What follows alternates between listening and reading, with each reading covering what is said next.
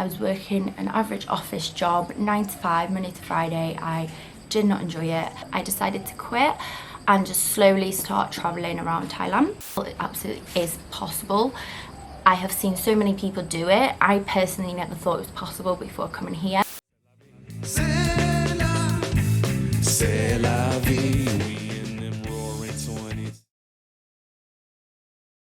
So that's kind of my story and my journey. So what does a day look like for me? Like I say, I'm not really like a typical backpacker or a typical digital nomad. I'm probably somewhere in between.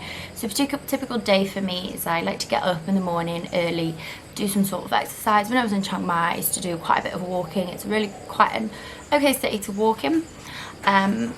Here it's not that easy to walk. You can't just walk to places. Most people have a scooter. It's not safe to walk. There's a lot of stray dogs. There's not really paths or walkways for you to walk.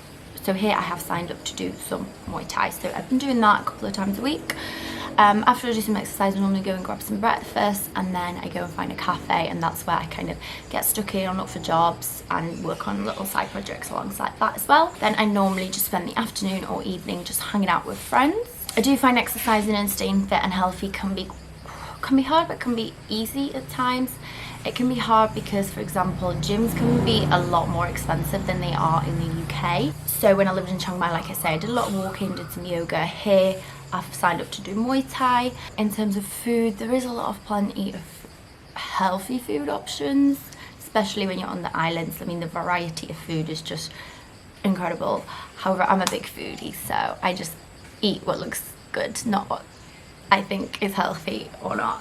I like to just enjoy my food a lot. My favourite part of kind of like slow travelling and spending a longer amount of time in one place is that you really get to know a place really well. You really kind of get to settle in, as opposed to spending just 3 days somewhere or 4 days somewhere doing the main bits and then going off to do another place. You really get immersed into the place that you are, whether that's a city or an island. Also, what I love is that most places are so kind of worker friendly.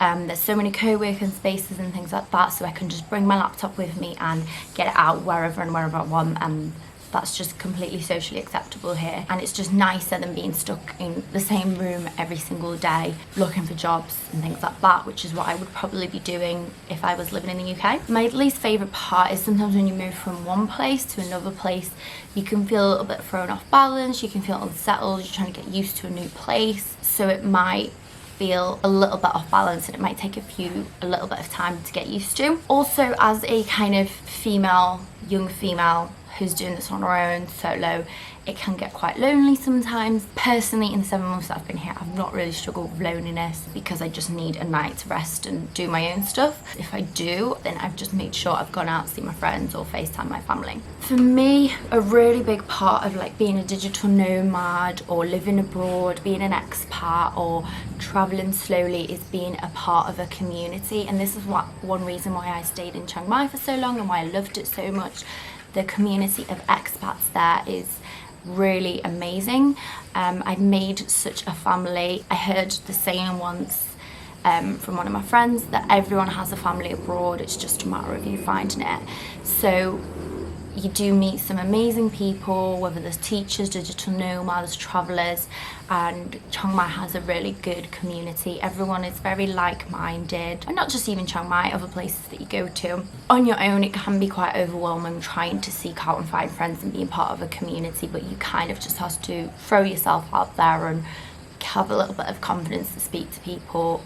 And even if not, you just end up bumping into people that end up being your lifelong friends by chance. One big platform that has been useful for me is Facebook. Although Instagram is amazing, it's great for sharing content and direct messaging with other people, it's very much people tend to find you by chance as opposed to kind of searching for you or searching for specific answers. Whereas Facebook is a much larger community. There is Facebook groups for pretty much every destination that you will go to. Bangkok expats, Chiang Mai expats, Chiang Mai nomad girls, so it's a female specific group.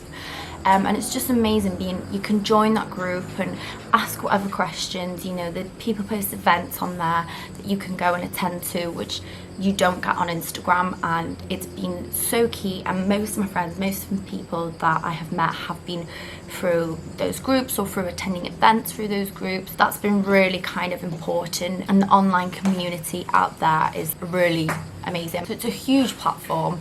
You can find anything on there, especially groups. If it wasn't for Facebook, I probably wouldn't have made half the friends. I would feel very lost. I wouldn't have a clue what to do in certain situations. Instagram is another platform where I have connected through with people. However, like I say, it is very much just by chance that people have come across me or I've come across them. Whereas Facebook is much larger and better for events, groups and communities.